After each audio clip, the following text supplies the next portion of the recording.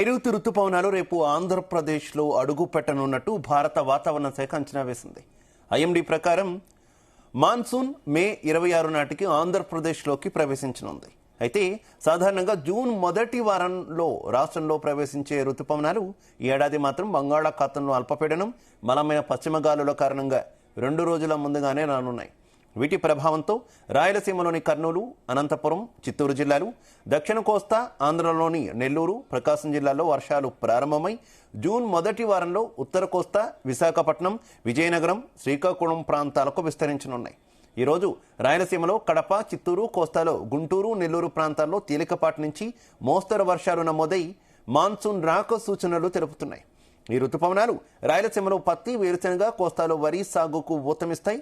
అయితే అధిక వర్షాల వల్ల తీర ప్రాంత జిల్లాలో వరదల ప్రమాదం ఉండవచ్చని ఐఎండీ హెచ్చరికలు జారీ చేసింది.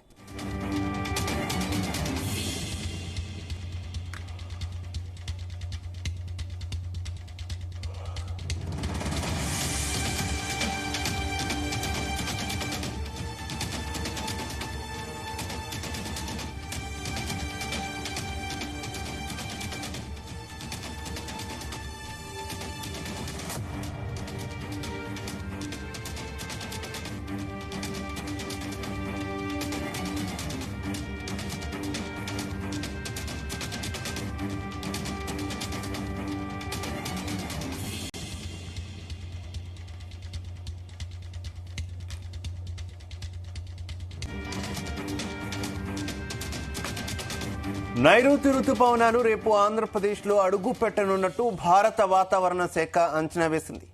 ఐఎండీ ప్రకారం మాన్సూన్ మే 26 నాటికి ఆంధ్రప్రదేశ్లోకి ప్రవేశించనుంది. అయితే సాధారణంగా జూన్ మొదటి వారంలో రాష్ట్రంలో ప్రవేశించే రుతుపవనాలు ఈ ఏడాది మాత్రం బంగాళాఖాతంలో అల్పపీడనం, బలమైన పశ్చిమ గాలుల కారణంగా 2 రోజుల ముందుగానే రానున్నాయి.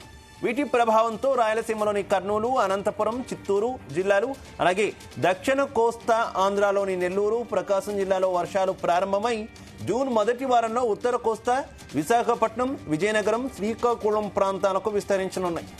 ఈరోజు రాయలసీమలో కడప, చిత్తూరు, కోస్తాలో గుంటూరు, నెల్లూరు ప్రాంతాల్లో తేలికపాటి నుంచి మోస్తరు వర్షాలు నమోదై మాన్సూన్ రాక సూచనను తెలుపుతున్నాయి.